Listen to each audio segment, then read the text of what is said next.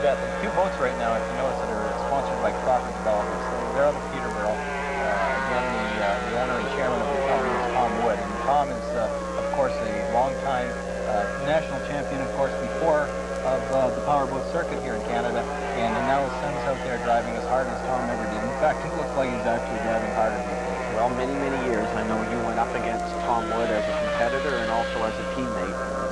So you can appreciate the teamwork that's gone into this effort as we see it right here. It's Rob Wood doing the driving, but you know darn well that Tom Wood is on the shore right now feeling every pulse that Rob Wood himself is experiencing. I wonder after that little mishap at the beginning there if Tom actually has a pulse. He actually suffered a heart attack watching his son drive in Chattanooga earlier in the year. And just watching Rob drive, you can tell why, because this guy never lets up. He keeps his foot down now. He's really come a long way. He knows how to control the boat now. He's matured greatly. I think he's going to be a great force in the future. Well, of course, as a Canadian driver, he did us proud. He won the first F1 race that a Canadian has won, and that it sure is nice to see the Canadian flag flying. Oh, we've got a boat down. Looks like his teammate Larry Everett is down. Yeah, that's the other Crawford Developments sponsored boat. Notice that they're also sponsored by Castrol, which is a great motorsports supporter. They're really heavily into boat racing. They've been behind both Rob Wood, Tom Henderson, and Larry Everett all year, and actually last year as well.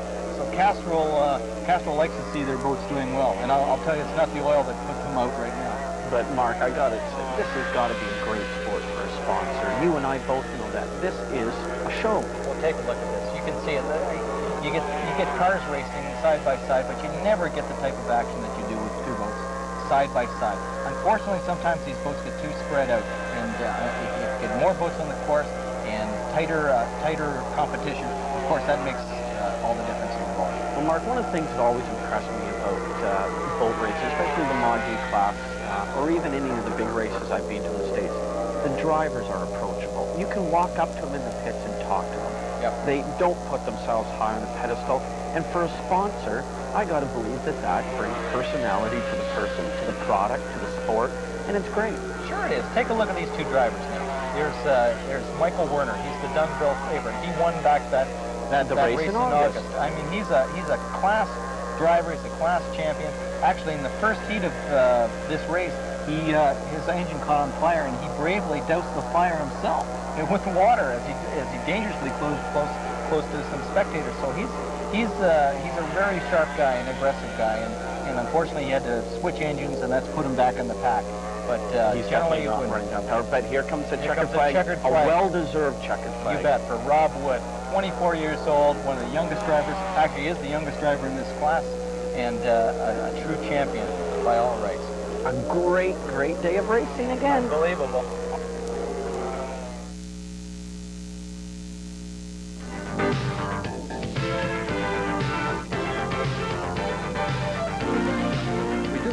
The Mod U class, and in the first heat we've got our winner here, Rob Wood from Peterborough, Ontario. Rob, I've got a couple of questions. How was it off the dock start for you? Did you have any problem there? Well, as you know yourself, the Mercuries really seem to hop off the beach, but I don't know, first three-quarter of the lap, I was feeling him out, seeing what he had down the straightaway, and then just moved by him. Was Bill McGonigal, who of course took a second, putting a lot of pressure on you? Yes, both him and Mike Warner gave me a hard time here last race that we had here a few months ago, and I was waiting for my opportunity to get back. Well, you certainly did, that's for sure. It's been said over the past couple of years that the heavier weight of the V8s and the higher center of gravity poses problems for you in the turns. Did you experience any of that here today? No, I found with that new Belden, I've just purchased it, it seems to be about 300 to 400 pounds lighter than my other boat, and they've lowered the motor a bit more on it, so the center of gravity is down a bit more. Well, it sure looked beautiful out there, and you did a real fine job. Congratulations to you. Okay, thank you. Thank you for joining us here in Dunnville, Ontario for the 1989 Canadian National Sportscraft Championship. We've seen some exciting racing today, some thrills and some spills, but some really high-speed racing. We hope you enjoyed our show. I'm Mark Rothermel. Thank you for watching.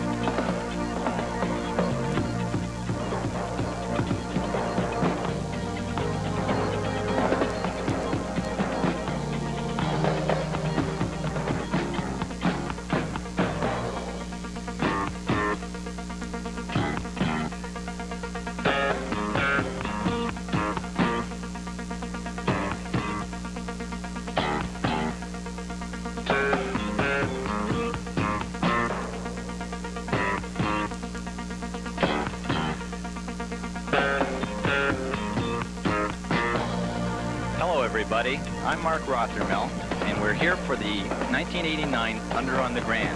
This is the 46th running of the annual powerboat races here in Dunnville, Ontario. And we're going to watch 5 classes of powerboat races compete at speeds at over 150 miles per hour. Now gathered here are some of the top racing names in the world. And why do they come to Dunnville, Ontario to race? Because of the challenges of the course. The course is short, it's tight, and the setting is the Grand River. Now these drivers will position themselves right from the very start to run flat out over 5 short laps. Now this is sprint racing at its finest. Quick starts, instant acceleration, and blinding tight turns are the ingredients to winning here at Dunnville. I'm with Dan Franklin, today's chairman of powerboat racing here in Dunnville. Now tell me, Dan, there's a great racing history here. Tell us a little bit about what it was like 46 years ago and what it's like today. Well, Mark, 46 years ago, it was started out on a Sunday afternoon as father and son getting their boats together and racing. And as you know, if you can take the example of a canoe racing, that's what it was. Over the years, it's graduated to what we have now, where you have the speeds of up to 150 miles an hour. Now, when we did race years ago, we had one person with a flag that flagged us to start, and he had the same flags to stop.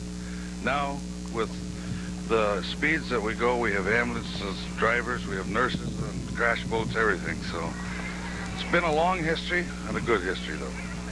Now, you're gearing up for your 50th anniversary in only 4 short years. The excitement is building. Tell us a little bit about what goes on in 4 years.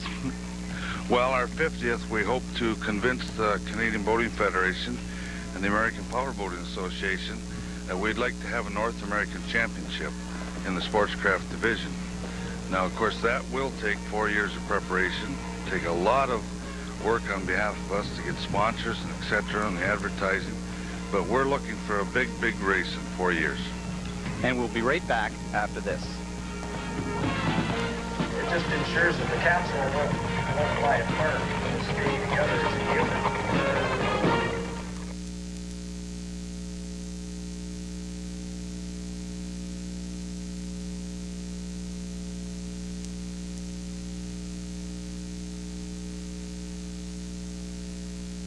Now, Steve, you appear to be driving a boat that looks similar to your average pleasure boat, but I think it's far different. You're running, what, about 70 mile an hour out there? Yeah, 70 mile an hour or so. What are the basic differences between a pleasure boat that you would perhaps go into your dealer's showroom and pick out and the boat that you're driving out there on the race course today? Well, for starters, this one's probably about 60 pounds lighter than a production boat because it's only got the one driver's seat with the center steering. It's made with a stringer hull design instead of the floorboard, which reduces weight as well. And it's got the direct steering, which gives you much better control with the short shaft motor and the propeller that you use. So that's direct cable steering as compared to the cables that you would find. Yeah, the standard ride guide type steering. It works much better. How much does the boat weigh? Boat weighs, the hull itself was 200 pounds altogether. I've never, let me see, to make 690 with me in it, that's what it is. 690 pounds, boat, motor, driver, and equipment. Exactly. That's incredibly light. No wonder you're flying across the waves out there. Tell me, how much horsepower are you running? Is that a stock engine or modified? It's stock. Stock motor, 75 horsepower. Same engine that you can buy off your dealer showroom? Right out of the marina. Except it's a short shaft, which is more special than the regular long shaft motor that you would buy for a production boat. That allows you to reduce drag, get your boat and engine out of the water. Yeah, less hydrodynamic drag with the lower unit only half in the water, and makes a big difference. The FE class is probably the beginner's class to most in powerboat racing. These boats are powered by 75 horsepower stock engines. They're V-bottom in design. They run approximately 70 to 75 mile per hour on top end and can average well over 60 mile per hour around the course. And although these boats look very similar to the type of boat that you would see in your dealer's showroom, they are very much different. They're considerably lighter. The boats are maybe 200 pounds in weight. The engine's maybe another 200 pounds, and the driver and equipment another 200. So you could have less than 600 pounds technically on the water in one of these boats. Now these boats, again, they fly not like a tunnel. They don't compress the same amount of air, but they do fly using the aerodynamic principles. Okay, the first class we'll see today is the FE class. These are V-bottom hulls, 75 horsepower stock engines. The record speed in this class is 70.56 miles per hour.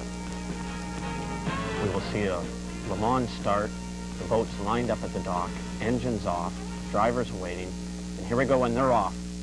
And they're off to a good start, Peter. It looks like, who's that? Steve Hunick that jumped out to the early lead. This is an Evinrude-powered Voodoo hull made in Canada by Jim Tucker in Hastings, Ontario, as I think half of the field today are running the same boat.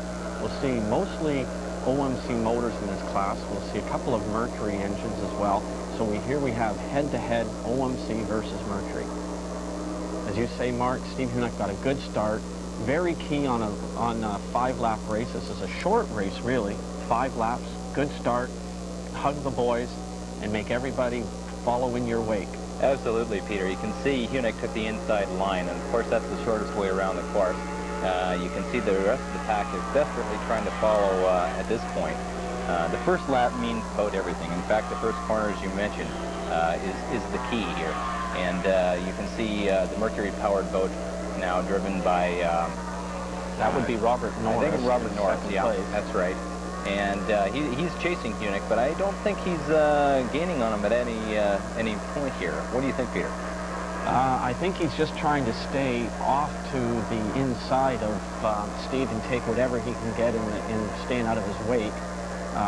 Probably it'll take him a lap and a half just to find out what line Steve is taking so that he knows whether he can go inside or maybe take the outside. Mark, as you alluded earlier, this is what we would consider a beginner class, but by no means does that mean that these boats are easy to drive. I drove these boats many years ago, and one of the key to success in this class is setup, because once you're out in the water, you don't have the luxury of having power trim. The way you set your motor, that's the way you've got to live with it for 5 laps. And it looks like the first 3 drivers, given that how close they are together, they've got a good setup. They've obviously got a good combination, and they are experienced drivers. To see Steve taking that corner, the boat bounces a little bit, and as he takes his foot out, you see the bow come down. So once he takes that last pin and heads down the straightaway, you notice that the bow does rise on this boat. Even though it doesn't have power trim, this hull design does catch a lot of wind under the deck of the boat. Well, it sure does. It's literally flying, as you say. Now, what we're experiencing here is Norris is really trying to catch Hunick, but he's having to fight the dirty water. That's the wake, the air, and everything else that's spilled off the other boats. That's creating quite a turbulence out there, and you can see he's getting closer, and he's getting very close, as a matter of fact. But now he has to cut to the outside, cross the wake. That's going to take off valuable seconds off his time. And Hunick is going to make him take the long way around. Oh, he looks like he's spun out here, Peter. Take a look at that. Robert Norris, yeah, a little too heavy on the foot on the last pin coming out of that corner. And these boats ride up on a step, which is a very sharp edge on the bottom of the boat. And if you get into some tricky water, which Robert did there, that's the result. Absolutely. The wrong way. Absolutely. That's what's called a spin out or a hook. That's where the bow literally digs in and spins the back end of the boat around. Now, it looks like Robert has recovered no problem, and he's right back in second place. But that gives Steve a big cushion out. Oh, there's a big margin here. It's probably 3 to 4 seconds right now, in gaining, actually. It looks good for the rest of the pack, though. They were able to close in a little bit. Now we have a great race for second, third, and fourth. Now, Steve will just stay out in front and try not to make any mistakes. Well, that's it. He's smart. That's right. He's got to back off once in a while, especially going through the corners. As you made everyone know, it's a very short course. You know, this is less than it's 5 miles around, so the time goes very, very quickly here. Mark, do you know, is this a measured course today? That they are taking times for competition entries? Yes, it is. It's a measured 1-mile course. So, although they only have to do 5 laps, it's a 5-mile competition course. Well then, given that our first place driver, Steve Hunick, is doing so well, I would say he's got a choice to make now. Does he back off and hold on to that lead and be comfortable? Or maybe with the good water he has out in front, he might want to set a record today. As you said, the water is very good. I mean, it's clean water. He doesn't have anybody in front of him. I don't think he's going to lap anybody in this race, but I've been wrong before. We can see now the boats are literally just flying. They're sitting right on the last 3 to 6 inches of that tail, that flying pad. That's about a 6-inch wide pad that they're up on top of there, and they're trying not to fall off of it. And once in a while you see these boats rocking back and forth. That's called chine walking. That's where the boat literally falls off and walks from one side to the other, chine walking. And what can the driver do to counteract that? Well, most of these drivers are pretty experienced. They know how to drive out of it. That is just giving the steering wheel a minimum amount of play so as not to create an imbalance in the load. You see the bouncing that Steve is taking. Now the green flag is out. That's one lap. So One lap to go. So now Steve, boy, this lap might take a long time in his mind, but really it's probably only about a minute around the course. You know, that's right. We've got Todd Clark and Herb White, Dave Bradbury. All are quite experienced in this class now. They're all chasing. You know, they probably know by now. They don't really have a shot at this whole thing, but nevertheless, they're going to keep trying and not give This up. is where they're often there's a race within a race. So Oh, that's right. You want to get second place or third or fourth, and you've got one lap to do it, and you try and pull every trick out. Well, that's it. Ever so often, the boats are spread out so far, and the front runner, he's way gone. But the other boats are still in competition here. And we can see Hunick, he's bouncing. He's well in control, actually, but he's bouncing a little bit. He's getting some of the rolls off the other boats, the ones he's coming up on. Now he's getting the checkered flag. That's it. He wins the boat. Yeah, he wins the race. Yeah. It's hard work, but today it paid off for Steve. You bet it did. Good race. Yeah. That's and Robert Norris coming in second. That's a Mercury-powered Delta hull, I believe. That's right. And Clark, I believe, is coming in third here. Yeah, his foot's in it. He never backed off at all. He's not running quite as cleanly as the other. Mark, if you look closely, it really does look like from first to fourth place, the boats run about the same speed, and it all comes back to the start. Yeah, I'll get it's back the to the start. spacing that you get in that first lap, and then from there on in, everybody runs close to the same speed. So our final standings in the FE class, Steve Hunick, Robert Norris, Todd Clark, Herb White, Derek Chimera, and Dave Bradbury.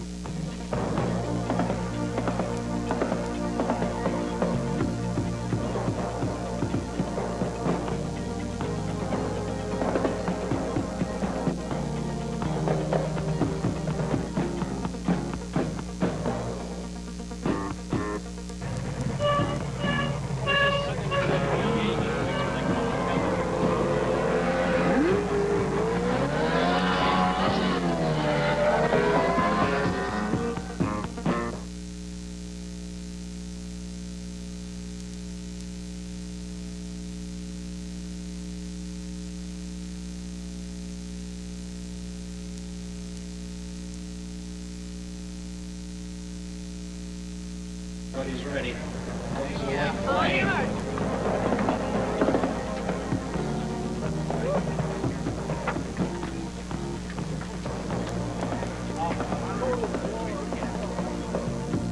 We're back to Thunder on the Grand, and we're looking at the SST-90 class here with tunnel hulls and 3-cylinder engines, Peter.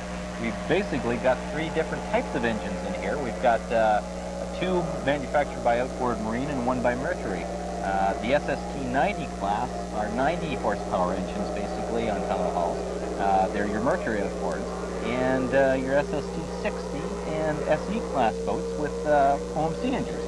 Well, Mark, this makes a very interesting class this year because this is the inaugural year, and that means that most of these drivers are having to experiment race to race to figure out the right combination. It's new to everybody. Everybody started with a clean slate. As we see the boats coming down the straightaway, we see Steve Huff, he's has leading the got a race. good lead, Yeah, but and Dak Dak is is right close. on his... Yeah, and so is Dixon. He's coming in third. Now, all these boats are pretty well bunched together now. Huff has got that 90 horsepower Mercury engine, and he's got a little extra punch. He's got a little extra acceleration, and that got him to the first pin first. The way I see it, Mark, the count was Mercury in first, and then we had 3 OMC-powered boats in second, third, and fourth, and the 5th boat was a Merc. So they're all bunched up. This is competitive racing. He's very competitive now. Take a look at Dak. He's really pushing Huff. Now we also have Dixon that's making a move on Dak right now. Right, so we have a great race for... Oh, take a look at that. Bit of water Dak's not giving him any room. He's going to keep it tight to the inside. Yeah, there he goes. And oh, yeah, he made him cross his rooster tail. And that's Huff, good drive. Hey, this is great. Now Dak is really having to fight off Dixon here, and Huff has got a clear line. Huff has got the boat in nice trim there. You see see the control he's got, not like the V-bottoms that bounce around. The tunnel hulls Yeah, you can tend see to that air suspend building up. themselves. Now, that's an SST-60 boat with the OMC power. Yeah, boat number that's 41, that's Paul Dixon. Yeah. Now, that's running a 50, I believe about a 55 cubic inch power head, but on a, what I would call a racing roller unit, which slides through the water much more efficiently. It has some special they're a little props. more aerodynamic or hydrodynamic. Now, the Mercury engine, I believe, in this class, the SST-90, the drive shaft housed in the lower unit are actually similar to what they use in the mod U-boats. That's right. Really, they're just a smaller version of the Unlimiteds. And obviously, these boats are running very, very clean. Take a look at that. You can barely see, well, any boat on top of the water. In fact, they're just riding over the surface. And again, these drivers have the benefit of having power trim, which means they can lift the nose up down the straightaway and bring the nose down as they come into a corner. Now, if you've watched the way Huff went through that corner, he kind of came in very, very fast and strong and floated the boat wide, keeping his RPMs up. Now, on the other hand, Dak is coming straight to the inside, dropping the boat in, turning very tight to the pin, and then accelerating out. So he's taking the shorter way around, but Huff has kept that power on. He's got those RPMs just turning. He's probably turning around 7,000 RPM. And this all usually reflects back to prop selection. If you tend to go with a large pitch prop, you have to take the wide part of the course to keep the RPM up. Is that correct? Well, that's absolutely right. Now, of course, on this particular race course, most of the propellers will be of the smaller variety anyway. So they would be running what I would call their acceleration propellers. That's right. They're punch prop. Punch prop. Yeah. And here comes Huff. As you can see, he has to build up a little bit of air. So the boat does have a tendency to drop slightly in the corner. So that's where you see the porpoise. Once he gets going, builds up to maximum speed, maximum air, then he starts to level out wide right across the way. This is Steve Huff's first year in a tunnel boat. He has years of experience driving in the FE class, in which he did very, very well. Numerous national championships. So it looks like he's got the handle on the tunnel driving. Well, he does, you know. Yeah, I think a lot of competitive drivers in the past have come up through the ranks, driving V-bottoms and getting into tunnel boats. And of course, Huff is one of these up-and-coming drivers. He's young, he's aggressive, he's doing everything right. He's got the boat looking good. He's out there. He's got a sponsor, and he's working for the sponsor. He knows how valuable. That's a good point. He is a sponsored driver. He's got an obligation to do well because someone has put money up front for him. Well, and well, he's doing. Take a look at this. He's got one lap to go. All he has to do is keep it on the water, Peter, and he'll make it. He'll make it. And Dak he hasn't given up at all. In fact, he hasn't really lost any time. It is a pretty boat, too. Oh, I bet that reminds you of the Veldens of the late 70s. In fact, it's still painted the same way. But Dak's an interesting guy. He's been running an SST 60 or the SE class for years, too. So he's got the experience over Huff. Is that the same boat he used in SED? Yes, it is. Yes, so it is. He knows the boat now. He's got a different inside engine. Out. That boat was actually built by Leo Primo many, many years ago. Yeah, a Canadian boat builder. And what's interesting about that is here's a boat that's been on the circuit since about 1981-82, I believe, and it's still competitive. Yeah, that's right. Well, it's not that the class hasn't advanced technologically. It's just that some of the boats are just as good 10 years ago as they are today. Now here is Huff. He's coming a little bit wide. I think this is more for the crowd here. I think this is more for the crowd. He's letting everybody know he's taking the class. He's won the race. And Dak is being chased here. This is a good race here for Dixon second is really close to him. Yeah, there he goes. And Dak takes second. I understand Paul Dixon and Keith Dak have had some good battles. Oh, they have had excellent battles, actually. So and they battle out in the water, but when they get into the pits, they shake hands and they're friends again. Yeah, the rest of the course, the rest of the drivers are coming in. There's Bruce Bain. He's a really aggressive driver as well. Randy Doyat. His dad was a racer back in the 60s and the 70s. He's coming up to the ranks. And now you see Huff. He's just taking it around the course, letting the crowd know he's the victor today. Well, he's a hometown boy in Dunnville, so I'm sure there's many people out in the spectator fleet that want to raise their hand and appreciate. There he is. And look, he's coming up for the checkered flag. He's going to take that for a wave and come in for some champagne sipping, I'm sure, after that. Yeah, Steve Huff, he's won the SST-90 class in boat number 22. And of course, Keith Dak, who came in second place, he would be the winner of the SST-60 class. Yeah, and the final standings, I guess, are Steve Huff, Keith Dak, Paul Dixon, Peter Ramsey, Bruce Bain, and Greg Misselbacher.